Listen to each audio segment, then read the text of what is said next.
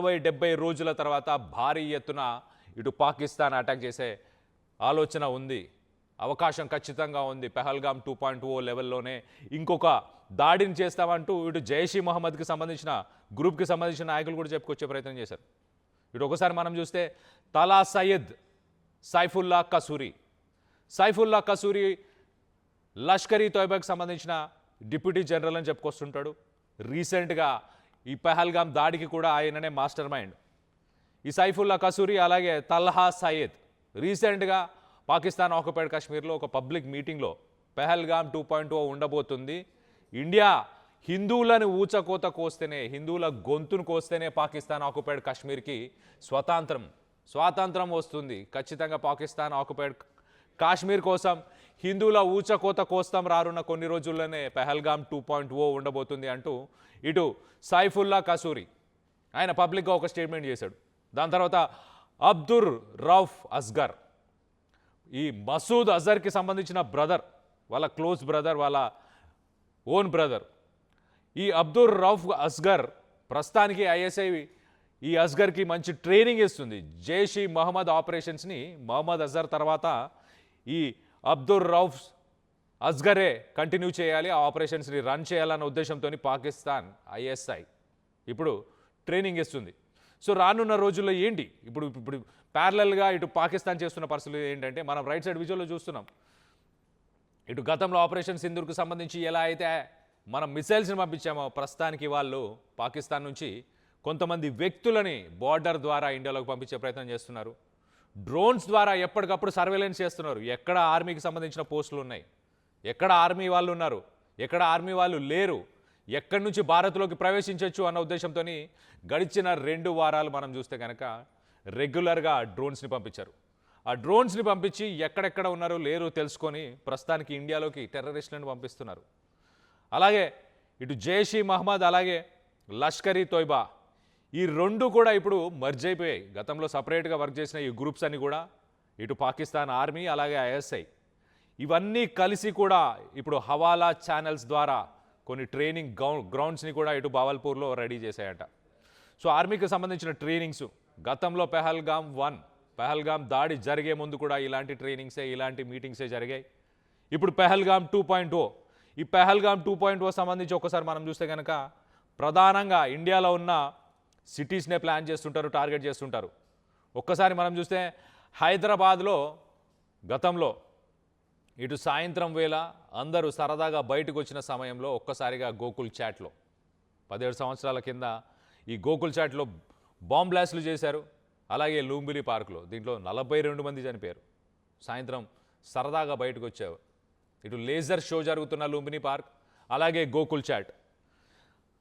అప్పుడు ఇండియన్ ముజాహిదీన్ అనే ఒక గ్రూపు, ఇటు లష్కర్ ఏ తోయిబా అలాగే జైషీ మహమ్మద్ ఇలాంటి గ్రూపులతోని ఇండియాలో వీళ్ళు యాక్టివ్గా పనిచేసి ఇటు గోకుల్ చాట్లో బాంబు పేల్చారు. దాని తర్వాత ఇటు లూంబిని పార్కులోని లేజర్ షోలో కూడా వీళ్ళు బాంబులు పేల్చారు.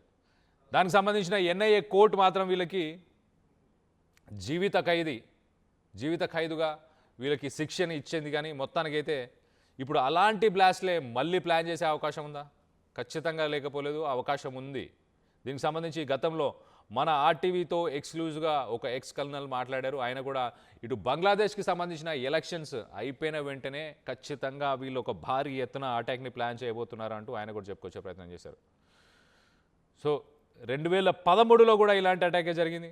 ఒకసారి మనం చూస్తే కనుక దిల్సుఖ్ నగర్ సాయిబాబా టెంపుల్ పరిసర ప్రాంతాలు అలాగే అక్కడున్న ఒక థియేటర్ కోనార్క్ థియేటర్ పరిసర ప్రాంతాల్లో కూడా ఒక్కసారిగా బాంబు పేలడం, ఆ చుట్టుపక్కల ఉన్న వ్యక్తులు చాలామంది చనిపోవడం, అలాగే ప్రజలు భయభ్రాంతులకు గురవడం, ఇలా భారీ ఎత్తున విధ్వంసానికి అయితే ప్లాన్ చేస్తుంటారు.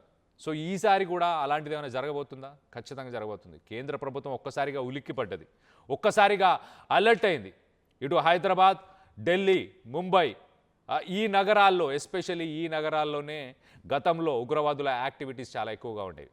సో ఈ నగరాల్లోనే ప్రస్తుతానికి ఉగ్రవాదులు కూడా ప్లాన్ చేస్తున్నట్టు తెలుస్తుంది. దీనికి కేంద్ర ప్రభుత్వం చర్యలు చేపట్టాలని తొందరపడుతుంది.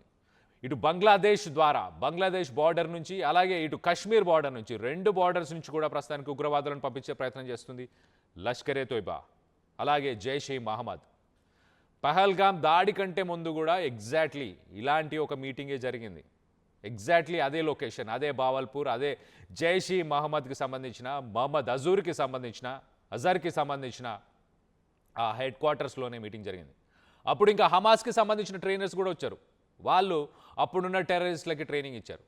ఇప్పుడు ఆ ట్రైనింగ్ని దశల వారీగా నెక్స్ట్ జనరేషన్స్కి ఫార్వర్డ్ చేస్తున్నారు. దశల వారీగా నెక్స్ట్ ఉన్న టెర్రరిస్టులకి బాధ్యతలను అప్పచెప్తున్నారు. మసూద్ అజర్ అయితే చాలా ఒక మీటింగ్లో ఆయన మాట్లాడిన మాటలు వింటే అసలు బిత్తరపోవాలి మనుషులు. పొద్దున్నే 3 గంటలకి, తెల్లారి 3 గంటలకి లేచిన వాళ్ళందరూ కూడా దేవుణ్ణి ఏం కోరుకుంటున్నారో తెలుసా? దేవుణ్ణి ఇల్లు అడగట్లేదు, దేవుణ్ణి కార్ అడగట్లేదు, దేవుణ్ణి ఐఫోన్ 17 Pro Max అడగట్లేదు, ఇవన్నీ అడగట్లేదు. వాళ్ళంతా ఏం అడుగుతున్నారంటే మొదటగా నన్ను తీసుకెళ్ళండి, మొదటి ఆపర్చునిటీ నాకు ఇవ్వండి, ఫస్ట్ ప్లేస్ నాకు ఇవ్వండి, ఫస్ట్ సీటు నాకు ఇవ్వండి అని చెప్తున్నారంట. ఇటు మసూద్ అజర్కి కూడా డైరెక్ట్గా బెదిరింపులు వస్తున్నాయంట. నన్ను పంపించండి ముందుగా, లేకపోతే నేను ఇది చేసేస్తా, లేకపోతే నేను అది చేసేస్తా అని చెప్పేసి. అంటే ఉగ్రవాదులని మోటివేట్ చేయడానికి, అక్కడున్న పాకిస్తాన్ ఆక్యుపైడ్లో ఉన్న ప్రజలని మోటివేట్ చేయడానికి, అక్కడున్న యువతని మోటివేట్ చేయడానికి, తప్పుదోవ పట్టించడానికి, పక్కదారి పట్టించడానికి మసూద్ అజర్ ఇలాంటి మాటలు మాట్లాడుతూ వాళ్ళని రెచ్చగొట్టే ప్రయత్నం చేస్తున్నారు. సో ఇటు జిహాద్ అనే అంశాన్ని ముందుకు తీసుకెళ్లే ప్రయత్నం చేస్తున్నాడు. చనిపోవడానికి సిద్ధంగా ఉండాలి, దేవుడే అన్నిటికంటే ఇంపార్టెంటు, దేవుడి పిలిపే అన్నిటికంటే ఇంపార్టెంటు, మొదటి సీటు నాకే కావాలి అంటూ ఇలాంటి మాటలు అయితే చెప్పుకొస్తున్నాడు. దీనికి సంబంధించి ఒక్కసారి మసూద్ అజర్ ఏం మాట్లాడారో ఒక్కసారి వినే ప్రయత్నం చేద్దాం. इस मजमे में अल्लाह के वो फिदाई मौजूद हैं जो रात के 3 बजे उठ के सिर्फ अल्लाह से शहादत मांगते हैं. ना ये कहते हैं कि कर्जे उतर जाएं, ना ये कहते हैं कि बीवी मिल जाए, ना ये कहते हैं मकान मिल जाए, ना ये कहते हैं दुकान मिल जाए, ना ये कहते हैं बच्चे फर्मा बरदार बन जाए, ना ये कहते हैं यूरोप का वीजा मिल जाए, ना ये कहते हैं अमेरिका का वीजा मिल जाए, ना ये अल्लाह से गाड़ी मांगते हैं, ना नए तर्ज का मोटरसाइकिल मांगते हैं, ना अल्लाह ताला से आईफोन मांगते हैं. ये अल्लाह से कहते हैं अल्लाह शहादत दे दे, हमारे अमीर के दिल में डाल दे, मुझे पहले नंबर पे कर दे, मुझे आगे कर दे. तरह तरह की सिफारिशें कराते हैं, मुझे खत लिख लिख के धमकियां देते हैं कि हमें जल्दी भेज दो वरना ये हो जाएगा, वरना वो हो जाएगा. मुझे अल्लाह का वास्ता दे के कहते हैं हमें जल्दी आगे भेज दो, हमें जल्दी आगे भेज दो. मुझे रसूल के वास्ते दे के कहते हैं हमें जल्दी आगे भेज दो. मुझे मदीना शरीफ की दुआएं दे के कहते हैं अल्लाह ताला आपको मदीना दिखाए, मुझे जल्दी आगे भेज दो.